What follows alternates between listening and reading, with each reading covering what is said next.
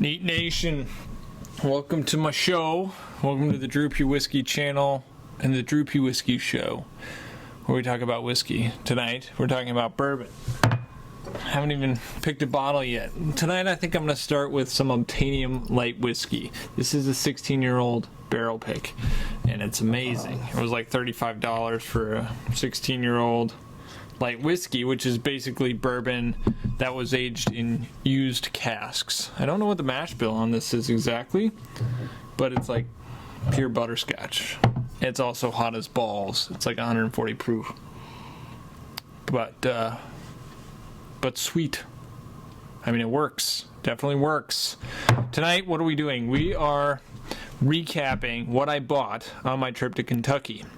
Seems like you guys dug that kind of video when I dropped it last, and I got some interesting stuff on my trip through some alternative means in certain cases, but I still got it. So we're gonna walk through what I came home with from the state of Kentucky. Okay.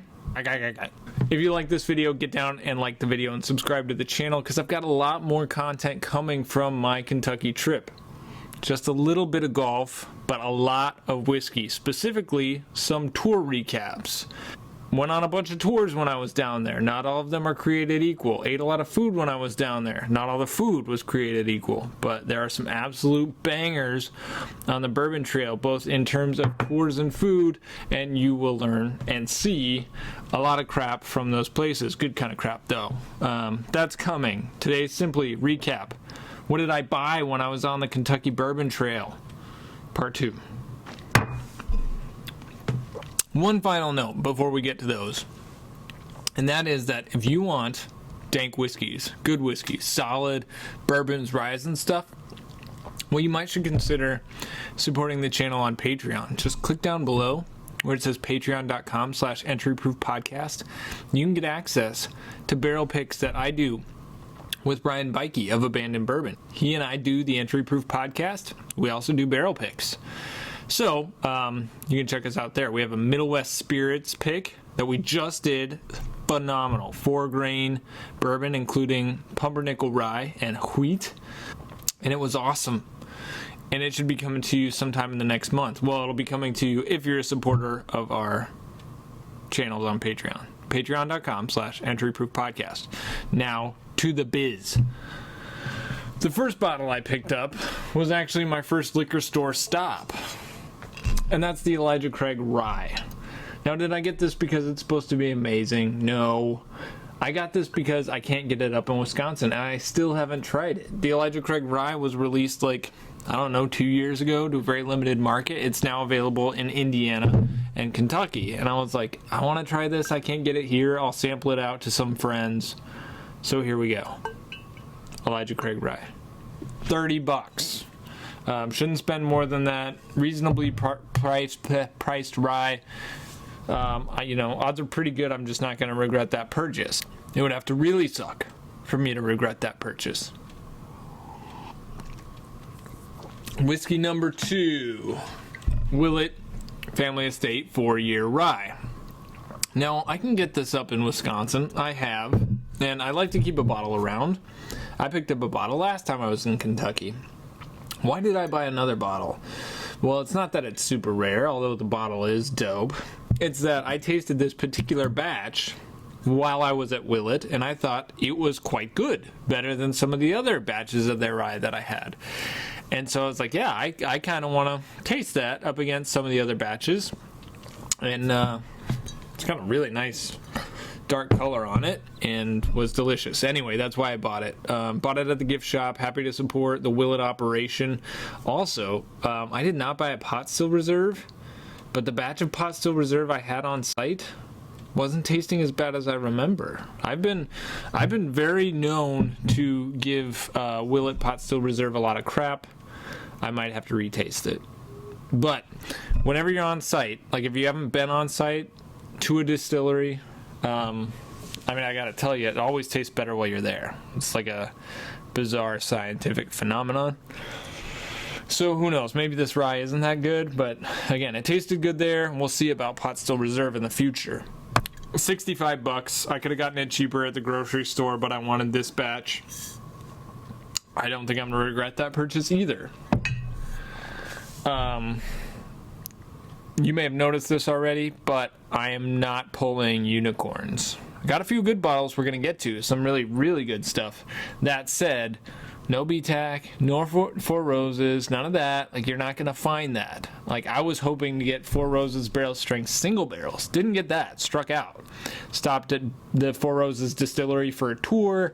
Stopped by the aging facility in Cox's Creek. Later, nothing. He was even there on Thursday, which apparently is when they launch their barrel strength stuff, when they have it. No, nothing. Stood in line at Heaven Hill for 2 hours on Saturday morning. Of all days, they're probably going to release something. It's going to be Saturday, right? No. But the 2 hours waiting in line, you know, after that, they're like, well, we have Henry McKenna. And I was like, well, fine. Like, I'm never going to, like, turn down a bottle of Henry McKenna. That said, $55. Do I regret this purchase? It's going to make a good gift to give to somebody because I have enough already. I wish I could find it, you know, for that $40 it used to be. So good. And even the most recent releases I've had have been fantastic. I mean, they're putting really good barrels in this stuff. So I think in my what bourbon should you buy from Heaven Hill episode, I think I set up to 50 on this, no doubt. I was already there. I waited in line. So yeah, I was like, fine, give it to me for 55, whatever. So I did pick up another Henry McKenna. I never regret having more Henry McKenna. It is what it is. Okay. Kroger.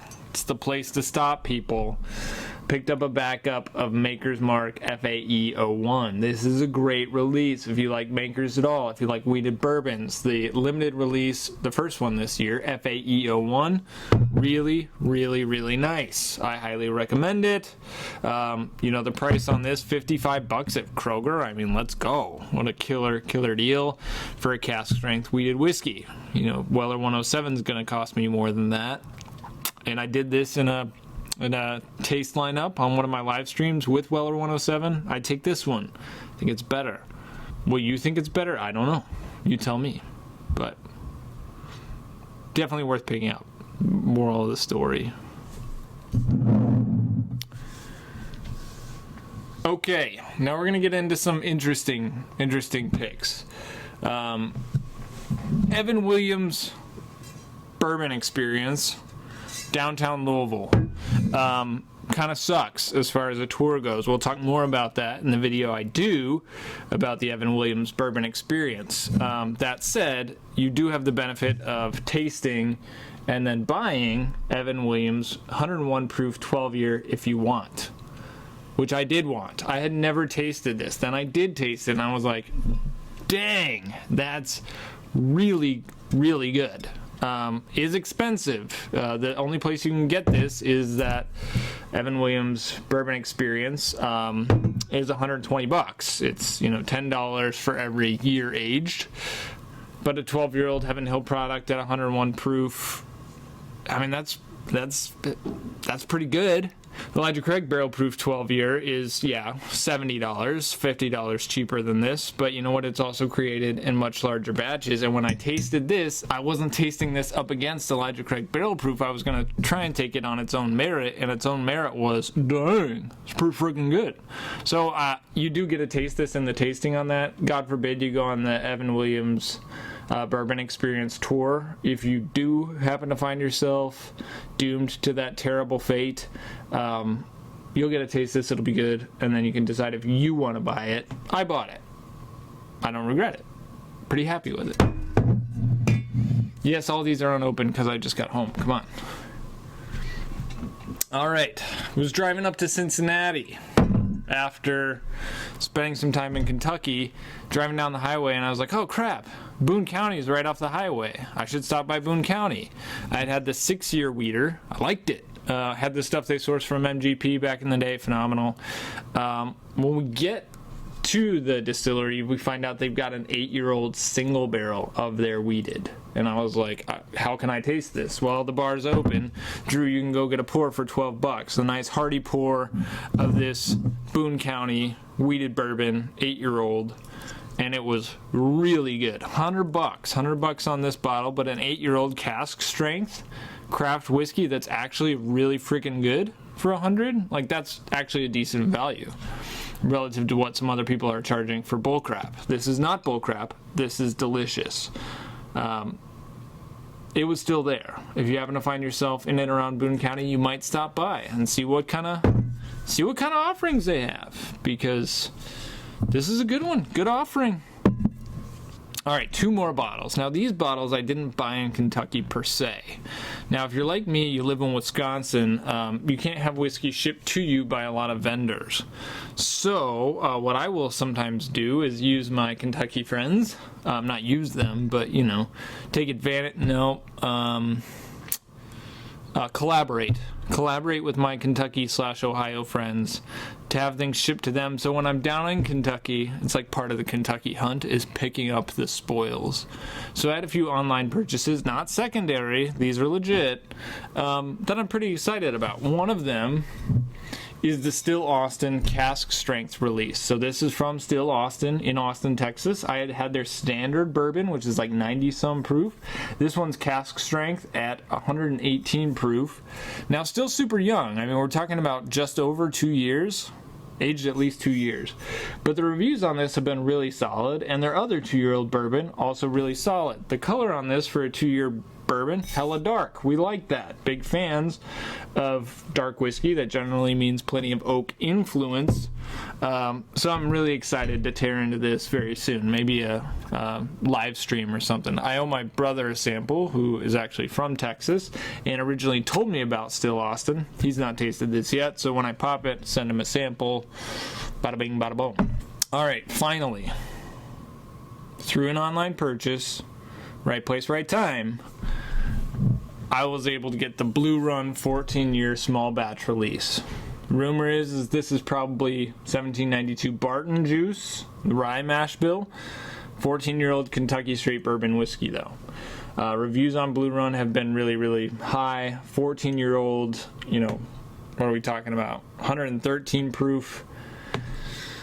Hard to turn down. Was it cheap? No, it was not cheap.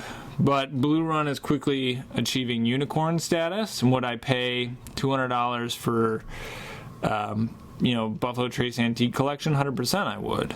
So that was the kind of reception that Blue Run has been getting of late, and I was like, you know what? Let's do it. Let's take a risk on one bottle, and gosh, it's a pretty looking bottle. Remember, this is a collaboration between one of Nike's former designers, some other dude, and Jim Rutledge, previously of Four Roses. Jim's got a pretty good palate, they say. So I am excited.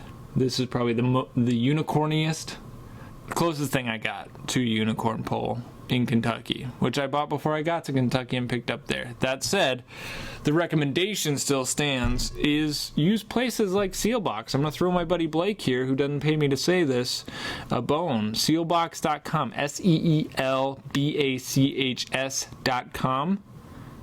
That's how I got both of those, Still Austin and whatever the heck that was, Blue Run. Other places, Mash and Grape, solid online retailer there. You may have known a couple. Throw them in the comments below. You can score a good bottle there. Maybe one you couldn't get in your particular area. The internet's an amazing thing. So that's what I bought on my Kentucky trip. No Four Roses barrel strength. Dang. No Stag Junior. Nope. No Eagle Rare. Nope. But hey, I got stuff I couldn't get up in Milwaukee, and I'm happy about that. Like, that's kind of where we're at in the journey now. Gosh, I better start drinking. Nation, I hope you guys liked the video. As I said, like, comment, and subscribe. Let me know how you think I'm doing here. A slightly different perspective tonight, just trying some different things, some different audio techniques to try and make the content super dank. If you want to follow along on Instagram, I post there sometimes. Sometimes I go live there. That's at Drew P. Whiskey on Instagram. Don't forget to follow my podcast partner, Brian Bikey, at Abandoned Bourbon on YouTube and on Instagram. Then check our podcast out, entryproofpodcast.com. Thanks, everybody. Lots more to come. Hope you guys have a great night. Sip slowly, stay healthy, stay safe, and keep it neat.